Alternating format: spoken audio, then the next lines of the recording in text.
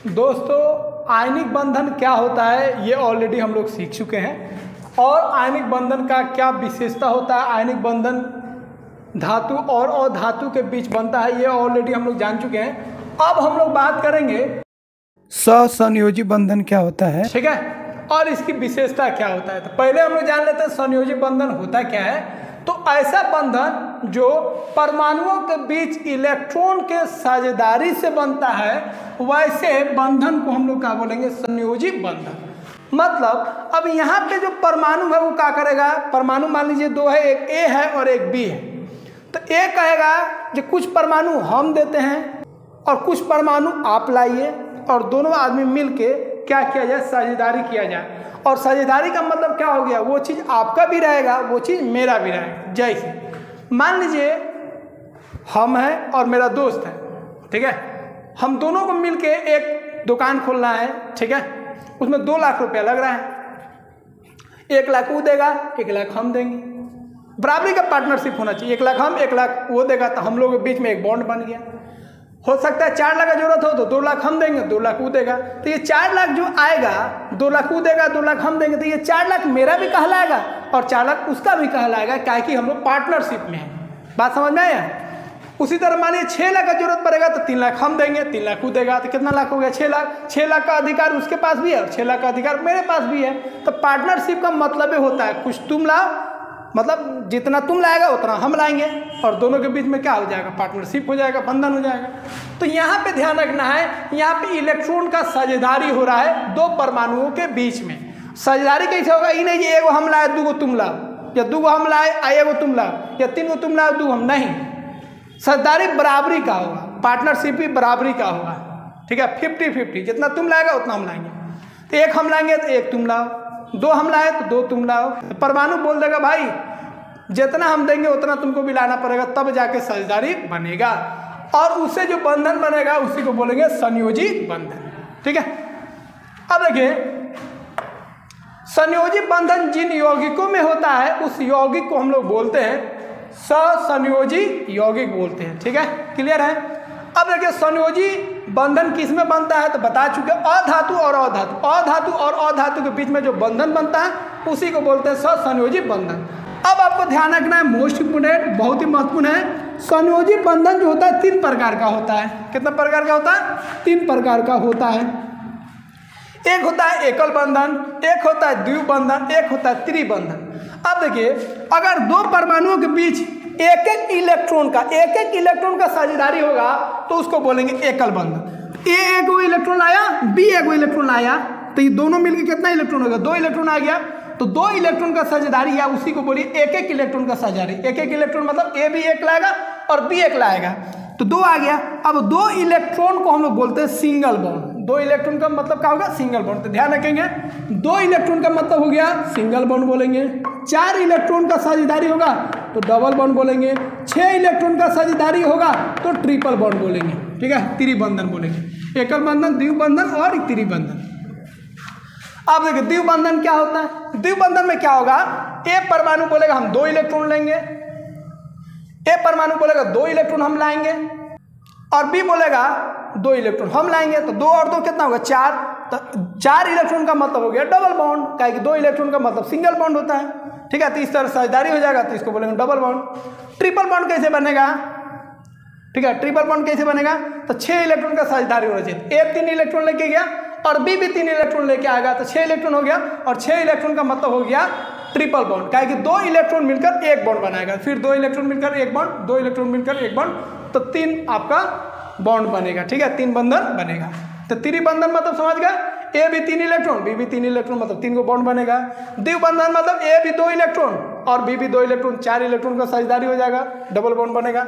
और एकल बंधन मतलब ए भी 1 इलेक्ट्रॉन आएगा और बी भी 1 इलेक्ट्रॉन आएगा, मतलब 2 इलेक्ट्रॉन का साझेदारी हो जाएगा, और इसको हम लोग क्या बोलेंगे, सिंगल बॉन्ड बोलेंगे, ठीक है।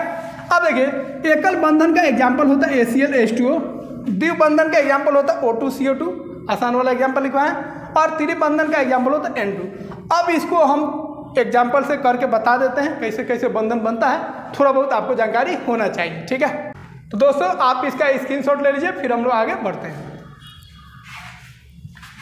दोस्तों एकल बंधन क्या होता है, द्विबंधन क्या होता है, त्रिबंधन क्या होता है, हम लोग जान चुके हैं। तो सहसंयोजी जो बंधन होता है उसमें 3 तरह के बंधन होते हैं, एकल बंधन, द्विबंधन और त्रिबंधन। ठीक है, एक एक इलेक्ट्रॉन का शेयरिंग होगा तो उसको हम लोग बोलेंगे सिंगल बॉन्ड, मतलब एकल बंधन।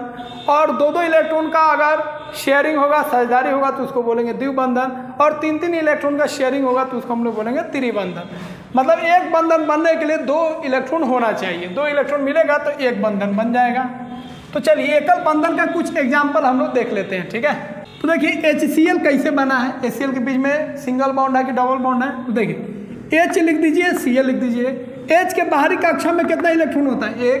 Cl के बाहरी कक्षा में कितना इलेक्ट्रॉन होता है, 7 होता है। ठीक है, तो 6 और 1 7। अब देखिए हाइड्रोजन 1 है तो क्लोरीन को इधर 1 रखिए ताकि ये एक एक इलेक्ट्रॉन दे दे, जितना वो देगा उतना ही देगा। तो 7 है तो 1 इसको दे देगा, तो 1 इसको दे देगा तो हाइड्रोजन 2 हो जाएगा। तो याद रखेंगे हाइड्रोजन 2 में ही खुश हो जाएगा, हाइड्रोजन 2 में खुश हो जाएगा, अस्थायी हो जाएगा। बाकी परमाणु जो है उसको 8 चाहिए, तब भी वो जाकर अस्थायी होगा, खुश होगा। ठीक है, तो 1 इलेक्ट्रॉन इसको दे देगा। अब हाइड्रोजन भी इसको 1 इलेक्ट्रॉन दे देगा, मतलब साझेदारी कर लेगा, तो इसके पास भी 8 हो जाएगा। तो हाइड्रोजन बोला भाई 1 हम तुमको दे देते हैं, 1 तुम हमको दे दो, मतलब आपस में साझेदारी कर लिया जाए। तो इसके पास देखिए, इसके पास 8 इलेक्ट्रॉन हो गया। 7 तो पहले से था, हाइड्रोजन वाला 1, और हाइड्रोजन बोलेगा मेरे वाला 1 और आपका 1 हो गया जो दिए हैं, तो मेरे पास भी कितना आ गया, 2 आ गया। तो हाइड्रोजन भी खुश हो गया, क्लोरीन भी खुश हो गया। अब यहाँ पे 2 इलेक्ट्रॉन का साझेदारी हुआ, मतलब 1-1 इलेक्ट्रॉन का साझेदारी हुआ, तो इसको बोलेंगे सिंगल बॉन्ड बन गया। वाटर में देखिए जो कम परमाणु रहेगा, जैसे ऑक्सीजन की संख्या कम, उसको बीच में रखेंगे, O को बीच में रख दीजिए। 2 का हाइड्रोजन है, एक इधर रख दीजिए। ठीक है, यहाँ पर देखिए ऑक्सीजन के बाहरी कक्षा में 6 इलेक्ट्रॉन है। हाइड्रोजन में कितना होता है, 1 होता है। तो हाइड्रोजन का 1 अब 1 है तो 1 को देना है, तो ऑक्सीजन का 1 इधर, ऑक्सीजन का 1 इधर, 2 हो गया, 2 ऊपर 2 नीचे कर दीजिए, 6 हो गया। ठीक है, अब ऑक्सीजन 1 इसको दे देगा, E इसको दे देगा, तो हाइड्रोजन क्या हो गया, खुश हो जाएगा। हाइड्रोजन का कितना हो जाएगा, 2 हो जाएगा, और इस हाइड्रोजन का भी 2 हो जाएगा, और इस ऑक्सीजन का जोड़िएगा, इस सर जोड़िएगा तो 2 2 4 2 6 और 2 8, ये भी खुश हो जाएगा। तो सबको खुश कर देना है। ठीक है, सिंगल बॉन्ड हो गया। NH3 में देखिएगा तो N को बीच में रख दीजिए। N का कितना वैलेंस इलेक्ट्रॉन होता है, 5 होता है। ठीक है, और हाइड्रोजन 3 का 1 2 3 लिख दीजिए, या ऊपर लिख दीजिए, कहीं पे लिख दीजिए 3। ठीक है, अब ये हाइड्रोजन 1 है, इस हाइड्रोजन के पास 1 है, इस हाइड्रोजन के पास 1 है, इस हाइड्रोजन के पास भी 1-1 इलेक्ट्रॉन है। अब N के पास 5 है, 1-1 दे देगा, 1 इसको 3 दे दिया, 2 बच जाएगा इसके पास। ठीक है, तो 1-1 इलेक्ट्रॉन का शेयरिंग हुआ, सिंगल हो गया, 2 इसके पास बच जाएगा, तो उसको लिखने की जरूरत नहीं है। ठीक है, ये सिंगल बॉन्ड हो गया। अब डबल बॉन्ड में देखिए, O2 में अगर बात करेंगे तो ये सिंगल बॉन्ड से बनेगा ही नहीं, 8 को पूरना चाहिए। तो 1-1 अगर कीजिएगा, O में 6 को है, ठीक है, 1-1 दीजिएगा तो होगा ही नहीं। तो ये देखिए, इसको 8 को पूरी, 2 2 4 2 5 1 7 7 हो रहा है, तो सिंगल बॉन्ड होगा ही नहीं, तो इसमें डबल बॉन्ड होता है। तो ऑक्सीजन देखिए 6 को है, 6 को इसके पास में, तो बोलेगा 2 को भाई तू ले ले और 2 को हमको दे दे, मतलब शेयरिंग कर ले 2-2, तो 2-2 का शेयरिंग कर लेगा। तो इसके पास कितना आ गया, देखिए 8 हो गया, और ये बोलेगा भाई हमरो तो 8 हो गया, क्या तुम्हारा जो है वो मेरा हो गया, और मेरा जो है तुम्हारा हो गया। 2-2 का शेयरिंग हुआ, 2 को इसका भी, 2 को इसका भी, यहाँ पर डबल बॉन्ड बन जाएगा। 4 इलेक्ट्रॉन का शेयरिंग हुआ। CO2 में देखिए, C को बीच में रख दीजिए, O कर दीजिए, O में 6 को है, O में 6 हुए। कार्बन में कब होता है वैलेंस इलेक्ट्रॉन, बाहरी कक्षा में कितना इलेक्ट्रॉन होता है, 4, तो 2 इसको 2 इसको, तो 2 इसको देगा तो ऑक्सीजन भी 2 देना पड़ेगा। E इसको 2 देगा तो ऑक्सीजन भी 2 देगा। तो कार्बन बोलेगा भाई हम तो खुश हो गए, हमको 8 को मिल गया, देखिए 4 था और 2 इधर से ले लिए, 2 इधर से ले लिए। ऑक्सीजन बोलेगा हम भी खुश हो गए भाई, 6 पहले से था, 2 आपका। ये बोलेगा हम भी खुश हो गए भाई, 6 पहले से था, 2 आपका हो गया, 8। तो सबको खुश कर देना, सबका 8-8 पूरा हो जाना चाहिए। और हाइड्रोजन है तो हाइड्रोजन का 2 पूरा करना है। तो यहाँ पे क्या हो गया, 4 इलेक्ट्रॉन तो double bond, 4 electron double bond. Triple bond में देखिए नाइट्रोजन का, त्रिबंधन में देखिए नाइट्रोजन के पास 5 होता है, ये सिंगल बॉन्ड से भी नहीं मानेगा, डबल से भी नहीं मानेगा, 8 पूरा होना चाहिए। तो बोलेगा भाई 3 शेयरिंग कर लिया जाए, 3 ही देगा इसको, 3 ही इसका ई देगा। इसके पास कितना आ जाएगा, देखिए 5 पहले से था, 5 और 3 8, इसके पास 5 पहले से था, इसका 3 को कितना हो गया 8, तो 8 इसका भी, 8 इसका भी, खुश हो गया। तो 6 इलेक्ट्रॉन का शेयरिंग हुआ, इसलिए यहाँ पे क्या आ जाएगा, ट्रिपल बॉन्ड आ जाएगा। तो इसको हम इतना बता दिए जिससे आपका जनरल कंपटीशन का जो भी आप PCS, बिहार दरोगा या कोई भी एक्साइज इंस्पेक्टर जो भी आप तैयारी कर रहे हैं, रेलवे, दिस डैट एवरीथिंग, उसके लिए हो जाएगा। अब इसी को हम लोग 10 में पढ़ते तो थोड़ा और विस्तार से पढ़ते हैं, लेकिन इतना काफ़ी है आपको समझने के लिए, ठीक है। तो यहाँ से क्वेश्चन कोई नहीं आता, लेकिन हल्का फुल्का आपको ध्यान रखना पड़ेगा।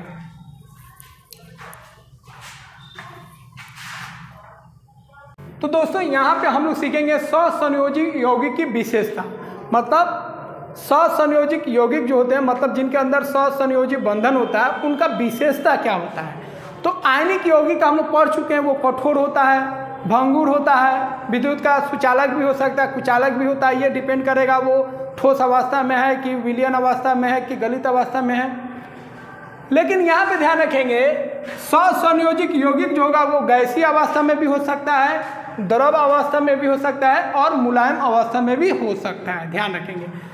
अब एग्जाम्पल आप ध्यान रखेंगे, बता चुके हैं जितना भी अधातु वाला आएगा, जैसे फर्स्ट में जहाँ अधातु देंगे CO2 CO, ठीक है, N2O NO, ठीक है, PCl3, जहाँ फर्स्ट में दिख जाए आपको अधातु उसको हम लोग बोलेंगे ससंयोजिक यौगिक। जहाँ पे फर्स्ट में दिख जाए धातु उसको बोलेंगे आयनिक यौगिक, जहाँ पे अधातु दिखे उसको बोलेंगे ससंयोजिक यौगिक, ठीक है। तो ये गैसीय अवस्था में भी हो सकता है, द्रव अवस्था में भी हो सकता है और मुलायम अवस्था में भी हो सकता है, मतलब मुलायम ठोस अवस्था में भी हो सकता है, ठीक है, ध्यान रखेंगे। उसके बाद कुछ अपवाद को छोड़कर कुछ ऐसे ससंयोजिक यौगिक जो होते हैं मुलायम नहीं तो बहुत ही कठोर होते हैं, जैसे हीरा, सिलिकॉन, जर्मनी, ठीक है, सिलिकॉन कार्बाइड, ये सब जो होता है बहुत ही कठोर होते हैं। उसके बाद इनका क्वथनांक और गलनांक जो होता है कम होता है, निश्चित है। जब ये मुलायम होंगे, द्रव अवस्था में होंगे, गैस अवस्था में, तो इसका क्वथनांक और द्रवनांक जो होगा क्या होगा, निम्न होगा। लेकिन इसका छोड़ के, इसको छोड़ के, ये जो अपवाद में लिखे इसका बहुत हाई होता है, सबसे अधिक जानते ही हीरा का होता है। उसके बाद ये विद्युत के कुचालक होते हैं, किसी भी अवस्था में रखिए, द्रव अवस्था में या गलित अवस्था में या कोई अवस्था में रखिए, ये विद्युत के कुचालक होंगे। उसके बाद ये दिशानात्मक होते हैं, इनमें दिशा होता है, ठीक है, काहे कि बॉन्ड आप बना रहे हैं तो उसका एक दिशा होता है। उसके बाद ये कार्बनिक विलयन, जैसे बेंजीन एंथ्रासीन में ये घुलनशील होंगे, ठीक है, परंतु ये अकार्बनिक विलयन जैसे जल और अल्कोहल में क्या होंगे, अघुलनशील होंगे, ठीक है। तो इतना पॉइंट को आपको ध्यान रखना है। तो दोस्तों आप इसका स्क्रीनशॉट लीजिए, फिर हम लोग आगे बढ़ते हैं।